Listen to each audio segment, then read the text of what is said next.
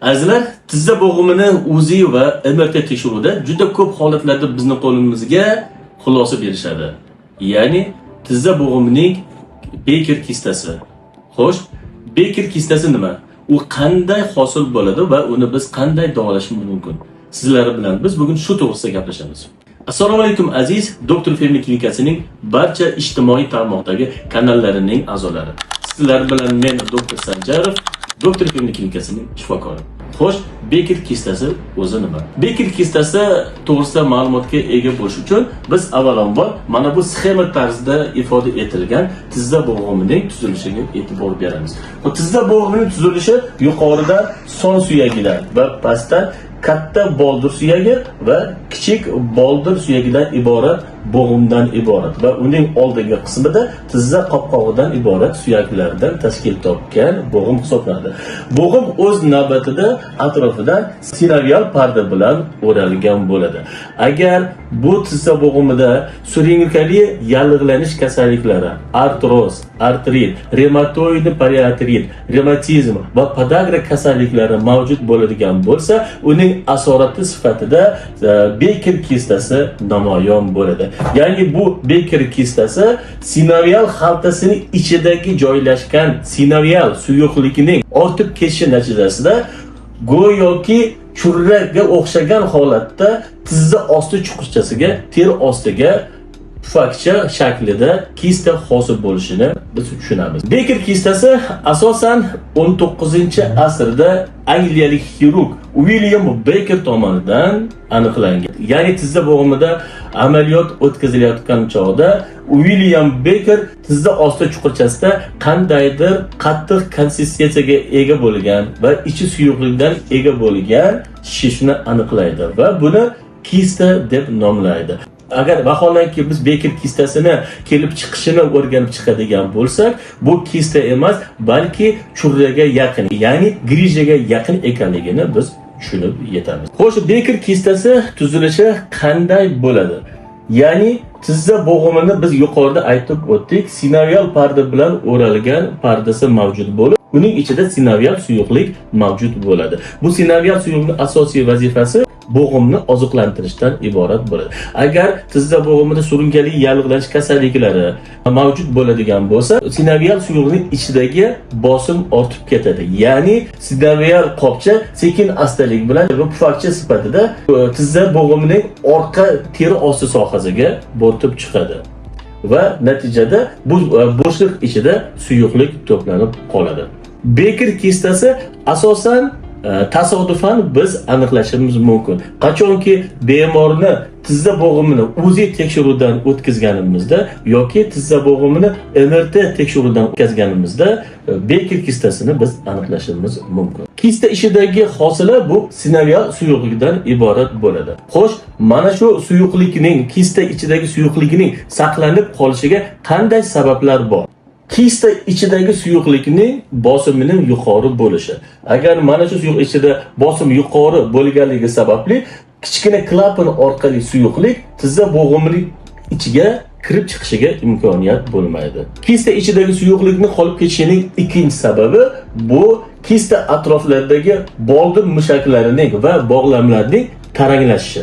Boldir mushaklari va son mushaklarining tarangligi oshishi oqibatida va bog'lamlarining taranglashi oqibatida bu kistaning atrofida qisilish paydo bo'ladi. Natijada klapan og'zi bekilib qolish xususiyatiga ega bo'ladi va kista ichidagi suyuqlik qolib ketadi.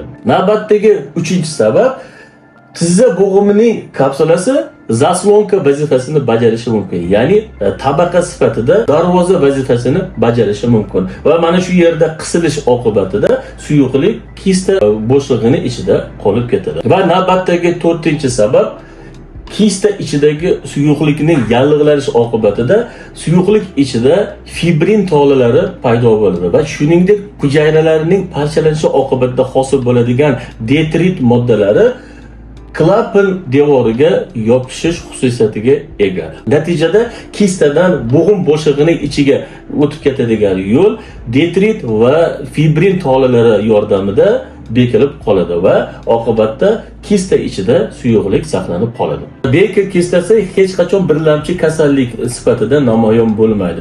Faqatgina yosh bolalardagina Beker kistasi birlamchi kasallik sifatida namoyon bo'ladi. Xo'sh, qanday kasalliklar oqibatida Beker kistasi hosil bo'lishi mumkin?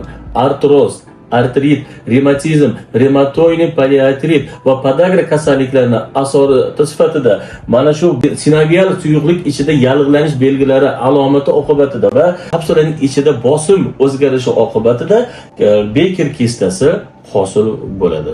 Beker kistasining boshlang'ich davrlarida, ya'ni o'lchamlari kichik bo'lgan davrlarda 1 sm dan 3 sm bo'lgan paytlarda bemorni deyarli hech qanday shikoyat bezovta qilmasligi mumkin. Faqatgina biz tekshiruvdagina biz aniqlashimiz mumkin. Azizlar, Beker kistasini davolashda bir necha klinik tavsiyalar bor.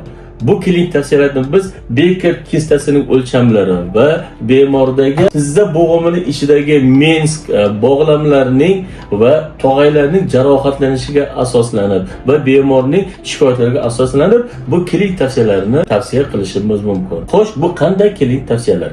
Birinchi klinik tavsiya: agar bemorda kistaning o'lchami 1 sm dan 3 sm gacha bo'ladigan bo'lsa, biroq tizza bo'g'imini ichida bog'lamlar va mensk jarohatlanishlari va shuningdek tog'ay jarohatlanishi aniqlanmaydigan bo'lsa, bunday bemorlarga biz fizioterapiya va konservativ davolash choralari bilan biz davolashimiz mumkin va bu albatta bemorga bu davolash chorasi effekt beradi. Bemorlarga maxsus Beker kistasini davolovchi mashqlarni tavsiya etishimiz mumkin. Bu to'g'risida keyingi videolarimizda sizga batafsil ma'lumot beramiz. Navbatdagi ikkinchi klinik tavsiyamiz shulardan iborat. Agar kistaning o'lchami 1 sm dan 3 sm bo'lsa va tizza bo'g'imining ichida mensk jarohati, shuningdek bog'lam va paylarning jarohati aniqlansa, lekin bu to'g'risida bemorda shikoyat bo'lmaydigan bo'lsa, bizning asosiy taktikamiz bo'g'im ichiga muolaja qilish, ya'ni plazma lifting va SVF terapiyalari, shuningdek gialuron kislotasini jo'natish muolajalaridan iborat bo'ladi va albatta bu tavsiya qilayotgan muolaja bemorga yaxshi natija beradi. Bu etapda bizning davolash taktikamiz asosan mensk jarohatini davolash va bog'lamlar jarohatini davolash taktikasidan iborat bo'ladi. Agar Beker kistasining o'lchami 3 sm dan yuqori bo'ladigan bo'lsa va tizza bo'g'imini UZI va MRT tekshiruvida mensk jarohati, paylar jarohati va tog'aylar jarohati aniqlanadigan bo'lsa va bemorda tizza bo'g'imida kuchli og'riqlar bo'lishi, shishlar paydo bo'ladigan bo'lsa, bu holatda bizning taktikamiz artroskopik uslubda kistani olib tashlash va mensk jarohatini davolashdan iborat bo'ladi.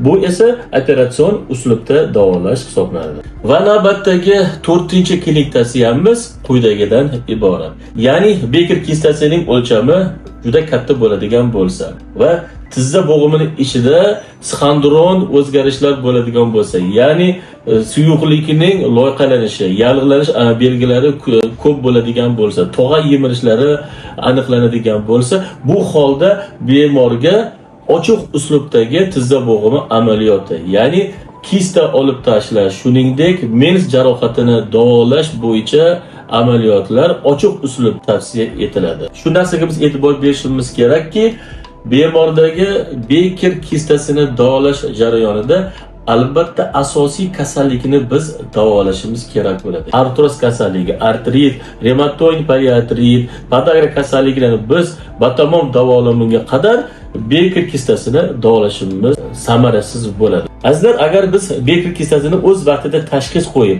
davolamaydigan bo'lsak, qanday asoratlar kelib chiqishi mumkin? Birinchi asorat: Beker kistasi agar o'lchami kattalashib ketadigan bo'lsa, yorilib ketish ehtimolligi bor. Ikkinchi asoratlardan biri bu Beker kistasining o'lchamlari ortib ketadigan bo'lsa, tizza osti sohasidagi qon tomir va nervlarning kompressiyasi, ya'ni ezilib qolish asorati bo'ladi.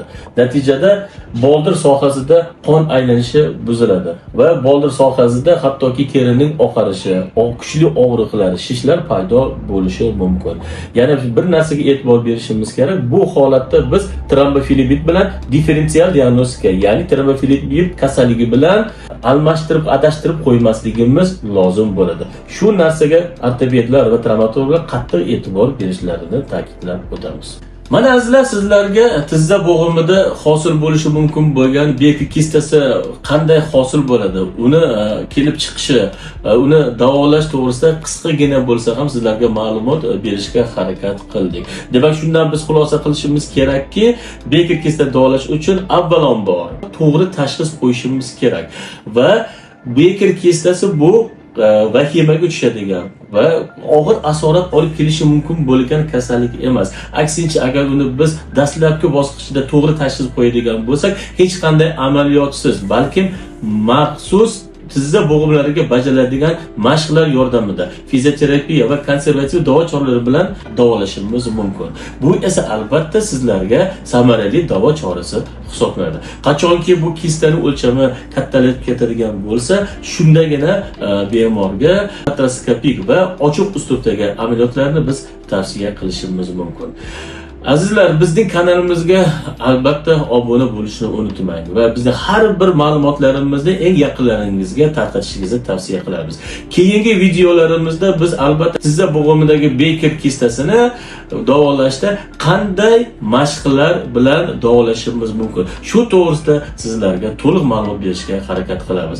Aytganda, qanaqa savollaringiz bo'lsa, albatta kommentariyada qoldirishingizni talab qilamiz, iltimos qilamiz. Albatta biz sizlarga javob berishga harakat qilamiz. Sizlar bilan Doktor Sanjarov.